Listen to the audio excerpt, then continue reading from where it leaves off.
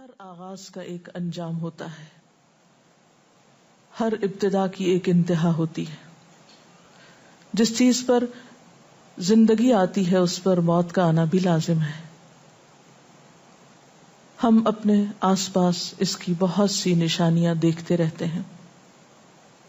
کائنات میں بہت سے دلائل بکھرے ہوئے ہیں جو ہمیں یقین دلاتے ہیں کہ ایک دن یہ سب کارخانہ بند ہو جائے گا، ختم ہو جائے گا، یہ دنیا فنا ہو جائے گی.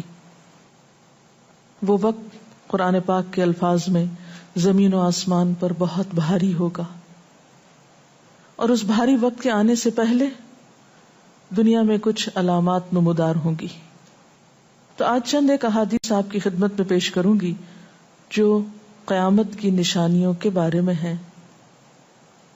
اس سے ایک تو ہمیں اپنے عمل کا جائزہ لینے کا موقع ملے گا، دوسرے ان سے یہ بات سامنے آتی ہے کہ نبی صلی اللہ علیہ وسلم کی باتیں کتنی سچی باتیں تھیں.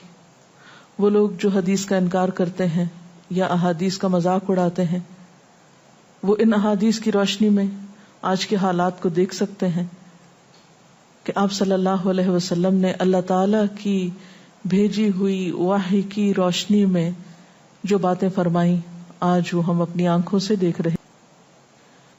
بہرحال اس وقت میرے سامنے حضرت ابو ہریرہ رضی اللہ تعالی عنہ کی حدیث ہے جسے ابن خزیمہ نے روایت کیا ہے.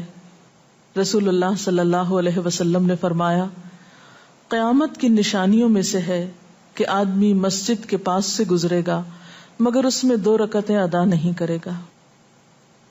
آج کتنے ہی لوگ ایسے ہیں کہ جن کے گھروں کے سامنے مسجدیں ہیں، وہ دن رات مسجدوں سے آوازیں سنتے ہیں لیکن مسجد کے اندر نہیں جاتے.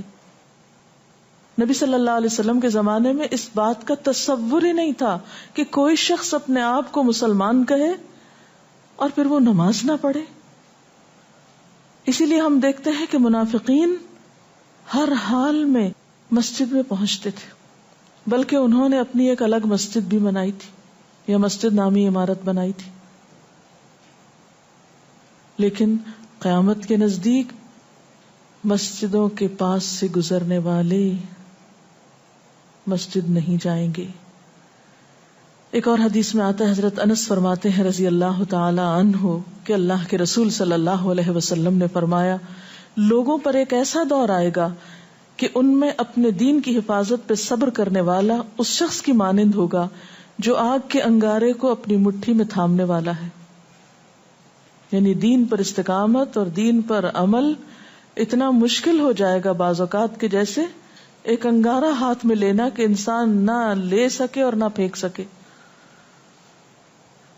ایک اور نشانی جو آپ صلی اللہ علیہ وسلم نے ہمیں بتائی وہ یہ کہ زمانہ قریب آ جائے گا، عمل میں نقص واقع ہوگا اور بخیلی پیدا ہو جائے گی، دل تنگ ہو جائیں گے. ایک اور حدیث میں آتا ہے کہ بخیلی کا عام ہونا قیامت کی نشانیوں میں سے ہے. آج آپ دیکھیں کہ بسا اوقات انسان کے پاس اللہ کی دی ہوئی بے شمار نعمتیں ہوتی لیکن انسان ان نعمتوں میں کسی کو شریک نہیں کرتا. چھوٹی چھوٹی باتوں کو مائنڈ کر جانا، چھوٹی چھوٹی باتوں پہ ناراض ہو جانا، چھوٹی چھوٹی چیزوں کو حد سے زیادہ محسوس کر لینا، یہ سب کچھ شح کی وجہ ہی سے تو ہے، بخل کی وجہ سے ہی تو ہے. بخل صرف مال میں نہیں ہوتا، بخل تمام نعمتوں میں ہوتا ہے اگر ان میں اللہ کے دوسرے بندوں کو بطور شکر کے شریک نہ کیا جائے. ایک اور حدیث میں آتا ہے، مجموع الزوائد میں یہ حدیث روایت ہوئی ہے، رسول اللہ صلی اللہ علیہ وسلم نے فرمایا کہ لوگ سخت اور بخیل ہو جائیں گے، یعنی ان کے دل سخت ہو جائیں گے اور ان کے اندر بخل عام ہو جائے گا.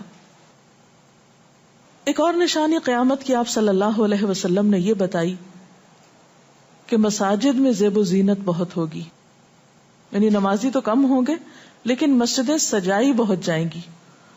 حضرت انس بن مالک کی روایت ہے، مسند احمد نے اس کو روایت کیا ہے، رسول اللہ صلی اللہ علیہ وسلم نے فرمایا، قیامت قائم نہیں ہوگی یہاں تک کہ لوگ مسجدوں میں فخر و مباحات کریں گے، یعنی مسجد کے بنانے میں، اس کے سجانے میں، اس کی آرائش میں ایک دوسرے کا مقابلہ کرنے لگیں گے. ایک اور حدیث میں آتا ہے کہ قیامت کی علامات میں سے ہے کہ لوگ مسجدوں کو سجایا کریں گے، یعنی اللہ تعالیٰ کو نماز پڑھ کے خوش کرنے کی بجائے مسجد بنا کے سجا کے خوش کرنے کی کوشش ہوگی۔ حضرت ابو الدرداء سے روایت ہے کہ جب تم لوگ مسجدوں کو سجانے لگو، قرآن کو مزین کرنے لگو تو تمہاری بربادی ہے، کیونکہ قرآن پاک پڑھنے کے لیے آیا، محض سجانے کے لیے نہیں۔ آج آپ دیکھیں کہ بسا اوقات ہم اسے پڑھتے کم ہیں، سمجھتے کم ہیں، اس کے مطابق زندگی نہیں بسر کرتے، لیکن خوبصورت انداز میں سنہری الفاظ میں لکھوا کر گھروں میں سجا دیتے ہیں۔ تو قرآن پاک سجانے کے لیے نہیں آیا، وہ تو ہدی للناس ہے، ساری انسانیت کی ہدایت کے لیے آیا ہے، لیکن ہم نے اس کا بس اتنا ہی فائدہ اٹھایا کہ اسے خوبصورت انداز میں لکھ کے طاقوں میں سجا دیا۔ اسی طرح ایک اور نشانی کہ انسان حلال حرام کی پرواہ نہیں کرے گا۔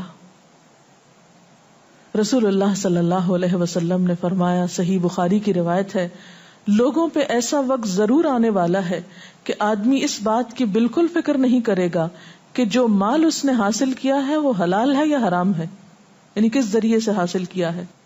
ایک اور حدیث میں آتا ہے کہ قیامت سے پہلے سود پھیل جائے گا۔ ایک اور روایت میں آتا ہے کہ ہر شخص تک اس کا کچھ نہ کچھ غبار پہنچے گا، یعنی کچھ لوگ تو براہ راست اس میں انوالو ہوں گے اور کچھ لوگ انڈائریکٹلی اس سے متاثر ہوں گے۔ اسی طرح قیامت کی نشانیوں میں سے ایک اور نشانی دیگر امتوں کی مشابہت اور تقلید ہوگی۔ حضرت ابو سعید رضی اللہ تعالی عنہ سے روایت ہے، رسول اللہ صلی اللہ علیہ وسلم نے فرمایا، تم اپنی سابقہ امتوں کی ایک ایک بالشت اور ایک ایک گز میں اتباع کرو گے، یعنی چھوٹے سے چھوٹے معاملے میں اور بڑے سے بڑے معاملے میں ان کی پیروی کرو گے، حتیٰ کہ اگر وہ کسی سانڈے کے سوراخ میں داخل ہوئے ہوں گے، یعنی گوہ کے سوراخ میں، تو تم بھی ان کی پیروی کرو گے، اس سوراخ میں بھی گھسو گے۔ ہم نے پوچھا، یا رسول اللہ صلی اللہ علیہ وسلم، کیا آپ کی مراد یہود و نصارہ ہیں؟ فرمایا، پھر اور کون؟ اور آج ہم مسلمان دیکھ سکتے ہیں کہ ہم کس کی پیروی کر رہے ہیں، کتاب اللہ اور سنت رسول اللہ صلی اللہ علیہ وسلم کی یا کسی اور کی۔ قیامت کی نشانیوں میں سے ایک نشانی زلزلے بکثرت آئیں گے۔ حضرت ام سلمہ سے روایت ہے، مسند احمد میں یہ روایت آتی ہے، رسول اللہ صلی اللہ علیہ وسلم نے فرمایا، قیامت سے پہلے موت کی سخت وبا پھیلے گی، پھر زلزلوں والے سال آئیں گے۔ ایک اور روایت میں آتا ہے، قیامت کی نشانیوں میں سے ہے کہ ناگہانی موت کثرت کے ساتھ ہوگی، یعنی اچانک ڈیتھ، یکا یک بیٹھے بیٹھے فوت ہو گئے۔ امام بخاری نے اس حدیث پر کچھ شعر بھی لکھے ہیں جن کا ترجمہ ہے، فارغ وقت کو غنیمت سمجھ کر کچھ رکوع کر لو، یعنی فارغ بیٹھنے سے بہتر ہے کچھ نوافل پڑھ لو، قریب ہے کہ تیری موت اچانک واقع ہو۔ تم کتنے ہی صحت مند لوگوں کو دیکھتے ہو جن کی صحت مند جانیں اچانک فوت ہو جاتی ہیں، یعنی ختم ہو جاتی ہیں۔ حافظ ابن حجر عسقلانی جنہوں نے بخاری کی شرح لکھی ہے فتح الباری، وہ کہتے ہیں یہ عجیب اتفاق ہے کہ امام بخاری خود بھی اسی طرح اچانک فوت ہوئے تھے، یعنی اچانک موت جو ہے وہ کسی پر بھی آ سکتی ہے، کوئی نیک ہو یا بد ہو۔ ہم یہ نہیں کہہ سکتے کہ ہم بہت نیک ہیں یا ہم بڑے اچھے کام کرتے ہیں تو ہمارے ساتھ یہ معاملہ نہیں ہو سکتا، یہ کسی کے ساتھ بھی ہو سکتا ہے۔ اس لیے جو وقت آج ہمیں حاصل ہے، جو لمحات آج ہمیں ملے ہیں، ان کو غنیمت سمجھیں اور نیکی کے کام میں پیچھے نہ رہیں۔ پھر قیامت کی نشانیوں میں سے ایک نشانی یہ بھی بتائی گئی کہ لوگ جان پہچان والوں کو بس سلام کریں گے۔ عامر بن اسود فرماتے ہیں رضی اللہ تعالی عنہ کہ ہم حضرت عبداللہ بن مسعود کے ساتھ ایک مسجد میں گئے تو جماعت کھڑی تھی، پھر لوگوں نے رکوع کیا اور ہم بھی رکوع کرتے ہوئے ساتھ شامل ہو گئے۔ اتنے میں ایک آدمی آیا اور کہنے لگا، ابو عبد الرحمن، یہ عبداللہ بن مسعود کی کنیت ہے، آپ کو سلام۔ عبداللہ بن مسعود نے حالت رکوع ہی میں فرمایا، اللہ اور اس کے رسول صلی اللہ علیہ وسلم نے سچ کہا تھا۔ نماز کے اختتام پر کچھ لوگوں نے آپ سے پوچھا کہ آپ نے فلاں شخص کے سلام پر یہ کیوں کہا کہ صدق اللہ و رسولہ، اللہ اور اس کے رسول صلی اللہ علیہ وسلم نے سچ کہا. ابن مسعود نے فرمایا میں نے نبی صلی اللہ علیہ وسلم سے سنا کہ قیامت کی نشانیوں میں سے ہے کہ سلام صرف پہچان والوں کو کیا جائے گا. یعنی آپ کسی مجلس میں جاتے ہیں، مسنون طریقہ کیا ہے؟ اگر آپ کسی گیدرنگ میں جائیں سب کو بیک وقت السلام علیکم کہیں. لیکن بہت دفعہ آپ نے دیکھا ہوگا کہ لوگ آتے ہیں، سب کو نہیں پوچھتے، ان میں سے جو جان پہچان والا ہوتا ہے اس کا نام لے کر بس سلام کرتے ہیں. پھر اسی طرح ایک اور نشانی یہ کہ لوگ دعا اور طہارت میں زیادتی کریں گے.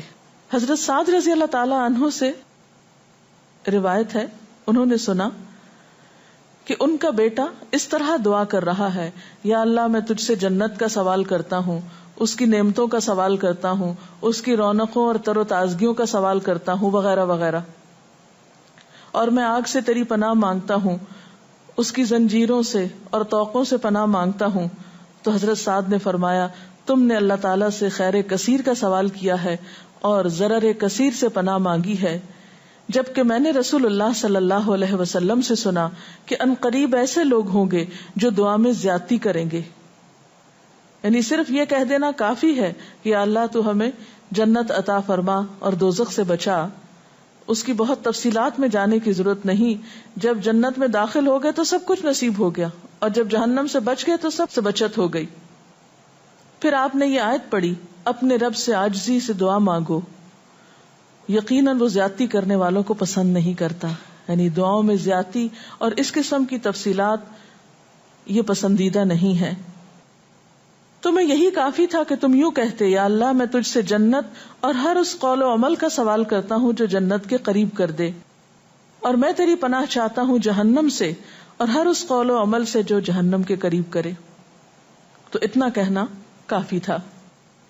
پھر قیامت کی نشانیوں میں سے ایک نشانی آپ صلی اللہ علیہ وسلم نے یہ بھی بتائی کہ نااہل حاکم مقرر کیے جائیں گے.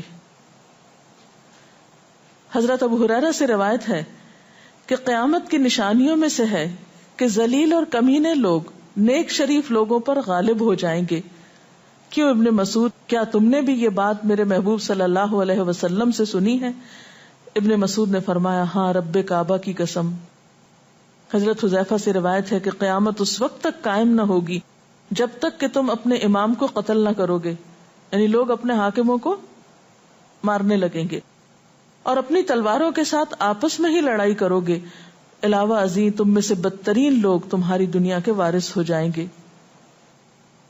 اسی طرح قیامت کی نشانیوں میں سے ایک نشانی یہ بھی ہے، حضرت عبداللہ بن مسعود سے مروی ہے کہ رسول اللہ صلی اللہ علیہ وسلم نے فرمایا قیامت کے قریب صرف مخصوص لوگوں کو سلام کیا جائے گا. تجارت اس قدر پھیل جائے گی کہ عورت تجارت میں اپنے خاوند کا ہاتھ بٹائے گی. یعنی اتنا بزنس ہوگا کہ مرد سے اکیلے نہیں سنبھالا جائے گا، عورتیں اس میں شریک ہوں گی. رشتہ داری توڑی جائے گی، یعنی مال کثرت سے ہونے کے باوجود رشتہ داروں کا خیال نہیں رکھا جائے گا. جھوٹی گواہی دی جائے گی، حق چھپایا جائے گا، اور قلم کا ظہور ہو جائے گا. یعنی نشر و اشاعت خوب ہوگی، خوب لکھا جائے گا. ایک اور روایت میں آتا ہے کہ وقت مختصر ہو جائے گا. آج آپ دیکھیے ہر شخص وقت کی کمی کی شکایت کرتا ہے. حضرت ابو ہریرہ رضی اللہ تعالیٰ عنہ سے روایت ہے رسول اللہ صلی اللہ علیہ وسلم نے فرمایا قیامت قائم ہونے سے پہلے یہ نشانی ظاہر ہوگی کہ زمانہ قریب آ جائے گا. یتقارب الزمان، سال مہینے کی طرح، مہینہ ہفتے کی طرح، ہفتہ دن کی طرح، اور ایک دن ایک گھنٹے کی طرح، اور ایک گھنٹہ آگ کے شعلے کی طرح تیزی سے گزرنے والا ہو جائے گا. اور آج آپ دیکھیے کہ اللہ کے رسول صلی اللہ علیہ وسلم کی یہ بات کتنی سچ معلوم ہوتی ہے کہ ہر شخص وقت کی کمی کا شکار ہے، اور پتہ ہی نہیں چلتا ہفتہ گزر گیا، پتہ ہی نہیں چلتا مہینہ گزر گیا، پتہ ہی نہیں چلتا سال گزر گیا، پتہ ہی نہیں چلتا اتنی عمر گزر گئی. کل کی بات لگتی ہے. اور انڈائریکٹلی یہ اشارہ اس بات کی طرف کہ زندگی کی رفتار بہت تیز ہو جائے گی، یعنی فاسٹ لائف جس کو آپ کہتے ہیں اس کا شکار ہو جائے گا. ایک اور روایت میں آتا ہے کہ دنیا محبوب ہو جائے گی، موت سے نفرت ہو جائے گی.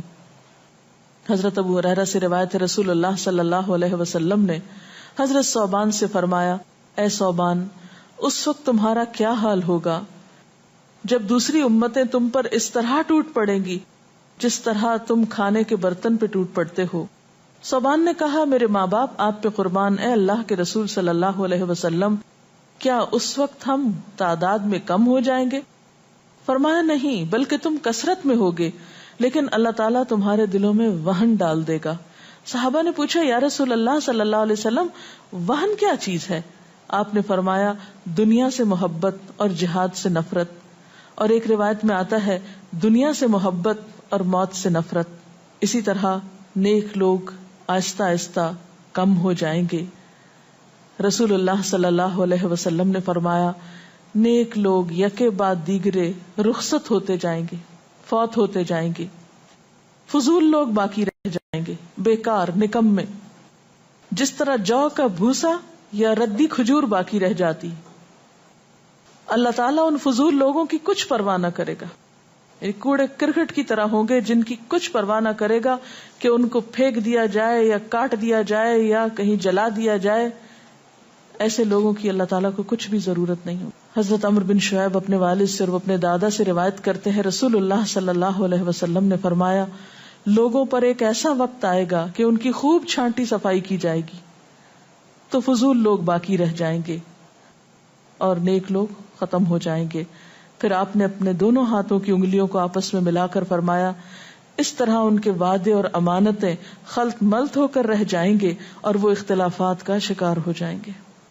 یعنی نہ ان میں وعدوں کا پاس ہوگا نہ امانتوں کی ادائیگی کا احساس ہوگا، اور وہ ایک ہی چیز جانیں گے اور وہ لڑائی جھگڑا، اختلافات. کیونکہ کوڑا کرکٹ ہے نا، کوئی وزن تو اس کا ہے نہیں، کوئی اصول تو ہے نہیں، کسی نیک کام میں استقامت تو ہے نہیں، بس جدھر کو پانی جا رہا ہے اس پہ بہ رہے ہیں، ہوا چل رہی ہے اس پہ اڑ رہے ہیں. تو ایسے نکمے اور بیکار لوگ باقی بچیں گے اور پھر ایک دن دنیا اپنے اختتام کو پہنچ جائے گی. ہر گھر میں فتنہ داخل ہو جائے گا. حضرت عوف بن مالک فرماتے ہیں کہ میں غزوہ تبوک کے موقع پر رسول اللہ صلی اللہ علیہ وسلم کی خدمت میں حاضر ہوا جبکہ آپ اس وقت چمڑے کے ایک خیمے میں تشریف فرما تھے. آپ نے فرمایا قیامت کی 6 نشانیاں گن لو. پھر ایک ایسا عام اور تباہ کن فتنہ ہوگا کہ عرب کا کوئی گھر بھی اس کی لپیٹ میں آنے سے محفوظ نہ رہ سکے گا. تو اللہ تعالیٰ سے دعا ہے کہ وہ ہمارے ایمان اور عمل کی حفاظت فرمائے اور ہمیں نیکی کی توفیق عطا فرمائے، اپنی ذمہ داریوں کو صحیح معنوں میں پورا کرنے کی توفیق عطا فرمائے. اگر آپ کے ذہن میں کوئی سوال ہو تو آپ کر سکتے ہیں. جو لوگ قیامت کی ان علامات کا مذاق اڑاتے ہیں اور کہتے ہیں کہ یہ حالات تو بہت عرصے سے ہیں، قیامت آنی ہوتی تو آ چکی ہوتی، تو ہم کیا کر سکتے ہیں، انہیں کیسے سمجھا سکتے ہیں؟ دیکھیے کہ جو لوگ مذاق اڑانے پر تل جاتے ہیں ان کا کوئی علاج نہیں. نبی صلی اللہ علیہ وسلم کے زمانے میں بھی ایسے لوگ موجود تھے جو دین کے شاعر کا مذاق اڑاتے تھے. قرآن نے ایسے لوگوں کو منافق بتایا ہے.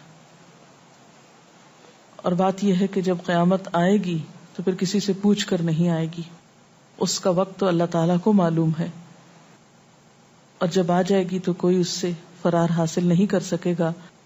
آج ہمیں اللہ تعالیٰ نے اختیار دیا ہے، چاہیں تو کسی چیز کو مانیں اور چاہیں تو انکار کر دیں، لیکن جب اصل حقیقت سامنے آئے گی تو پھر ہم انکار نہ کر سکیں گے. آپ نے بتایا کہ قیامت کی نشانیوں میں ہے کہ طہارت میں بھی زیادتی کی جائے گی، تو اس سے کیا مراد ہے؟ اس کا معنی یہ ہے کہ لوگ طہارت حاصل کرتے وقت وسائل یا ریسورسز کو بہت ضائع کریں گے. مثلا یہ کہ وضو کرتے وقت بہت زیادہ پانی لنڈھانا، بہت صابن گرانا، اسی طرح نہاتے وقت بہت پانی ضائع کرنا. نبی صلی اللہ علیہ وسلم کے زمانے میں پانی کی قلت بھی ہوتی تھی، لیکن اس کے باوجود آپ صلی اللہ علیہ وسلم کی تعلیمات میں ہے یہ بات کہ ایک شخص کو آپ نے فرمایا تھا کہ خواہ تم دریا کے کنارے بیٹھے ہو پھر بھی وضو کے لیے اتنا ہی پانی لو جتنا تمہاری ضرورت ہے، یعنی بہت زیادہ پانی ضائع نہ کرو. آج ہم دیکھتے ہیں کہ بہت سے وسائل کے ذریعے پانی کا حصول بعض علاقوں میں بہت آسان ہو گیا ہے اور لوگ بہت ناقدری کے ساتھ پانی ضائع کرتے ہیں. مثلاً بعض دفعہ دیکھا گیا ہے کہ برش کرنے کے وقفے میں ٹیپ کھول دی جاتی ہے، بعض اوقات 5 منٹ تک ٹیپ میں سے پانی بہتا رہتا ہے اور آرام آرام سے لوگ اپنی طہارت اور صفائی کا اہتمام کرتے رہتے ہیں. تو کسی بھی طرح کے وسائل کو ضائع کرنا جو ہے وہ اسلامی تعلیمات کے خلاف ہے، خواہ